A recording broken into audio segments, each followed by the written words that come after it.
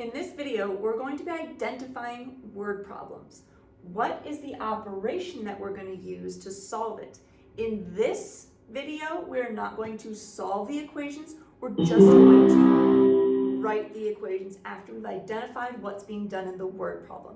Now, previously, you've known if it was going to be addition, subtraction, multiplication, or division because they come in those units. Now, you don't know what they're going to be, so you have to use those keywords and phrases that are hiding inside this word problem to tell you what you're going to do. So let's take a look. Let's read through it and see if we find any keywords and phrases. Tom picked 30 apples and Sam picked 21 apples from the apple tree. How many apples were picked in total? Now, total can mean multiplication or addition. But if I look at this, it says there's 30 apples and 21 apples.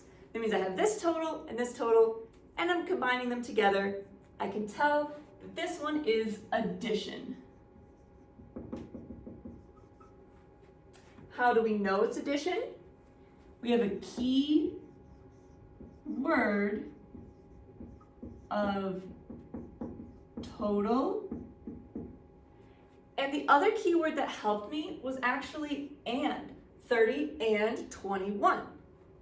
So I'm going to say and another key word of and. And that sounds a little silly, but when we put it in quotes, we know that this is the word we're looking for, not that it means and like it does in the sentence. So now I'm going to write the equation. So I have 30 plus 21 equals our total. Now we're not solving for a total, so we could put a variable to hold the place. So I could put T for total. Remember, we used an equal sign because it asked us for an equation. If it asked us for an expression, we would not have used the equal sign. Let's take a look at one other problem.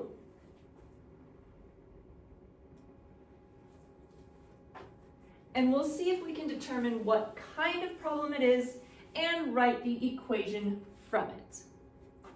Melanie has 45 violet balloons. She gave Joanne 11 of the balloons. How many balloons does she have now? So I have a key phrase of gave. If I start with something and I give it away, then I am subtracting it. I'm removing it. So I know this problem is subtraction. How do I know this problem is subtraction? Because she's giving balloons. The key word